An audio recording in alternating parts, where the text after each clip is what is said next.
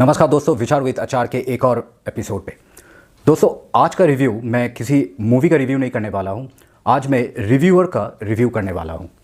दोस्तों, हाल ही में दुर्गा पूजा में देव का बागा जतीन नाम से एक फ़िल्म रिलीज़ हुई है और इस मूवी में देव ने रोल किया है। इस मूवी को मैं भी देखने गया था और काफ़ी अच्छी लगी मूवी। मूवी का कॉन्सेप्ट काफ़ी अच्छा है, जो कि ये एक क्रांतिकारी मूवी है। तो किसी भी भारतवासी को, किसी भी देश से प्यार करने वाले इंसान को ये मूवी पसंद आने वाली है।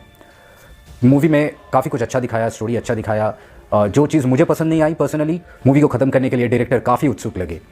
मूवी का बजट उतना नहीं था, बट जिस स्टेट में जैसा मार्केटिंग है उस हिसाब से मूवी का बजट भी सही था, ठीक ठाक था। और ये मूवी पैन इंडिया में भी रिलीज़ हुआ है।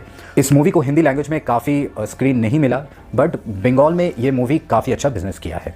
अब इस मूवी के रिव्यू को लेकर काफ़ी ज़्यादा कंट्रोवर्सी हो रहा है बंगाल में। आप लोग जो बंगाल के रिव्यू नहीं देखते हो, हालांकि आप नहीं देखोगे, अगर आप लैंग्वेज नहीं जानते हो तो आपको समझ में नहीं आएगी। जैसे कि मैंने कहा, बागा जतीन मूवी हिंदी में भी रिलीज़ हुई थी। तो प्रतीक जी का चैनल का नाम है प्रतीक्स फिल्म थ्योरीज। आप सभी को पता होगा। आपको अगर नहीं पता है तो आप इनके चैनल में जाके रिव्यू देख सकते हो। हर एक मूवी के, हर एक ट्रेलर के ये रिव्यू देते हैं।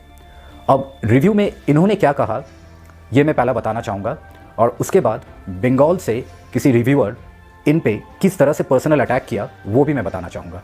इससे पहले कि हम वीडियो को आगे बढ़ाएं, मैं ये कहना चाहूँगा कि हर एक रिव्यूअर का एक अपना रिव्यू होता है और वो उसके हिसाब से वो रिव्यू देता है। प्रतीक जी ने रिव्यू दिया है कि फ़िल्म उनको काफ़ी अच्छी लगी, क्योंकि जैसे कि मैंने कहा एक क्रांतिकारी मूवी है, तो किसी भी देश प्रेमी को ये मूवी अच्छी लगने वाली है। प्रतीक जी ने यह कहा कि स्क्रीन प्ले में उतना दम नहीं था। मूवी के डायरेक्टर ऑडियंस को मूवी के साथ जोड़ के रखने में कामयाब नहीं रहे। ये अब हिंदी में कैसी डबिंग हुई ये भी देखना पड़ेगा हमें। किसी भी लैंग्वेज से अगर दूसरे लैंग्वेज में डबिंग होती है तो काफ़ी फ़र्क आता है। ये प्रतीक जी को मैं कहना चाहूँगा कि शायद डायलॉग की वजह से ऐसा लगा हो आपको कि इस मूवी में डायरेक्टर ने ऑडियंस को पकड़ के नहीं रख पाए। प्रतीक जी, आपने ये सही कहा कि मूवी के शुरुआत में जितने भी क्रांतिकारी देश के लिए लड़े वो सिर्फ एक लिमिटेड समय के लिए दिखाया गया है, जो कि 150 ईयर्स टू 200 ईयर्स। हालांकि वो नहीं है, क्योंकि हम सभी जानते हैं कि भारत में जो भी पहले से रहते थे, हर भारतीय सिर्फ 200 साल नहीं बल्कि उससे भी कई साल पहले से अपने ज़मीन के लिए लड़ रहे हैं। और प्रतीक जी का ये भी कहना था कि स्टोरी को और बेहतर तरीके से दिखाया जा सकता था, मगर रिसर्च कुछ कम हुआ है इस मूवी में। ये उनका थॉट्स है, जैसे कि मैंने कहा कि उनका रिव्यू है, मैं उनके रिव्यू में कुछ भी नहीं कह सकता। अब मैं आता हूँ जिसने इस रिव्यूअर के, प्रतीक जी के रिव्यू को आड़े हाथ लिया। वैसा तो कोई ज़रूरी नहीं पड़ता था। किसी भी रिव्यूअर अगर कोई भी रिव्यू करता है तो उसकी मर्ज़ी है, वो कैसा रिव्यू देना चाहते हैं, उसको कैसा लगा मूवी, वो उनके हिसाब से कहा है। उसने कोई प्रोपेगेंडा वाली बात भी नहीं की अपने रिव्यू में। अब आते हैं और एक रिव्यूअर की जो बंगाल से है, जो बंगाली में रिव्यू करते हैं। शायद इसीलिए प्रतीक जी तक ये वीडियो नहीं पहुँचा। तो मैं ये बताना चाहूँगा, मैं उनका नाम तो लेना नहीं चाहूँगा, मगर मैं कमेंट में उनका वीडियो का लिंक ज़रूर दे दूँगा, क्योंकि मैं उनका नाम भी नहीं लेना चाहता, उनके चैनल का नेम भी नहीं लेना चाहता, क्योंकि मुझे मालूम है कि इस तरह के कंटेंट क्रिएटर, इस तरह के इंसान जो होते हैं ना, वो तलाश करते हैं कि किस तरह से सामने वाले को गिराया जाए। ये स्ट्राइक मार सकते हैं मुझे। जो भी इस वीडियो को देख रहे हो, पूरी तरह से देखना ये वीडियो, क्योंकि आस्ते आस्ते ये बंदे ने क्या कहा और आखिरी के पॉइंट तक आते आते तो आप भी चौंक जाओगे कि इस बंदे ने क्या कह दिया। तो चलिए आगे बढ़ते हैं कि इन भाई साहब ने क्या कहा। पहली बात इन्होंने ये कही कि प्रतीक जी उनके रिव्यू के ज़रिए प्रोपेगेंडा फैला रहे हैं। तो मैं ये कहना चाहूँगा कि प्रोपेगेंडा किस तरफ से फैलाया।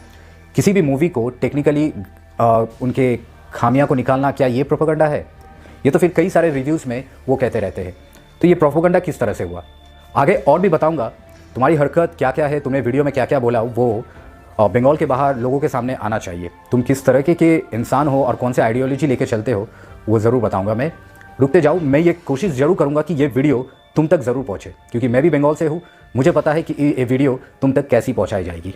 ये भाई साहब का कहना है कि मार्केट प्राइस के हिसाब से कोई भी डायरेक्टर अपना मूवी बनाता है, जो कि सही है। इस बात से मैं इस बंदे के साथ सहमत हूँ, जो कि मैंने खुद भी कहा है कि हाँ, मार्केट प्राइस के हिसाब से कोई भी डायरेक्टर अपना मूवी बनाता है।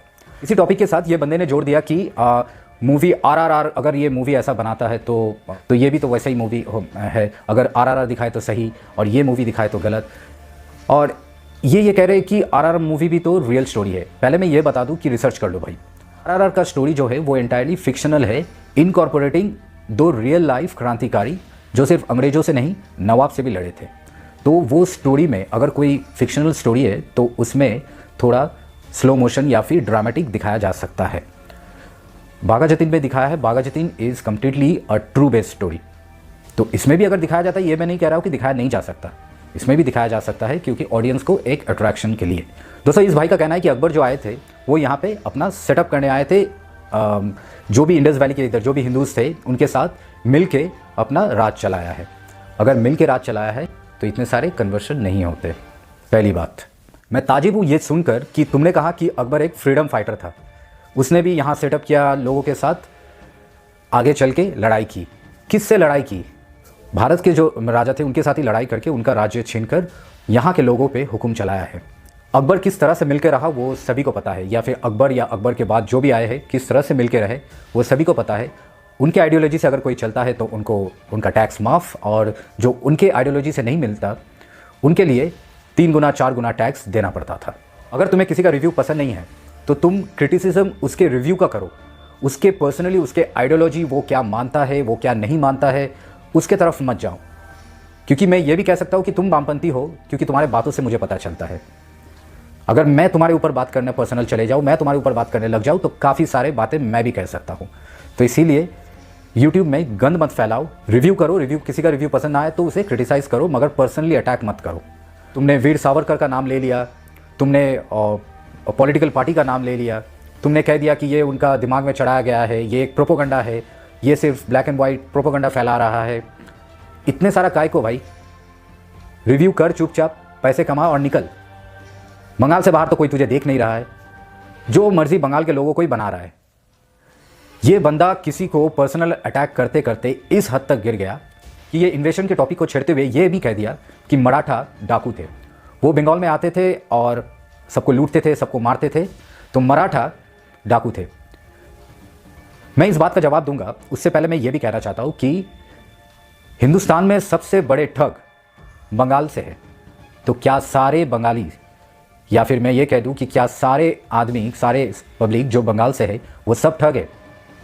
बिल्कुल नहीं है, क्योंकि उसी बंगाल से नेताजी सुभाष चंद्र बोस, खुदीराम बोस, जतिन दास, जिनका मूवी के ऊपर तुम बात कर रहे हो, ये सब भी निकले हैं। ये सब इतने बड़े क्रांतिकारी भी यहीं से आते हैं। तो कुछ लोगों के लिए तुम एक कम्युनिटी को गलत नहीं कह सकते।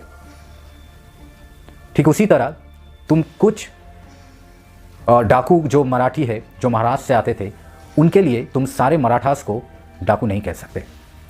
अगर मराठास नहीं होते तो हिंदुस्तान कब का बदल चुका होता। छत्रपति शिवाजी महाराज मराठा ही थे, तानाजी मराठा ही थे। लेकिन मुझे पता है तुम वामपंथी विचारधारी उन्हें क्रांतिकारी मानते नहीं हो, क्योंकि वो मुगल के साथ लड़े थे।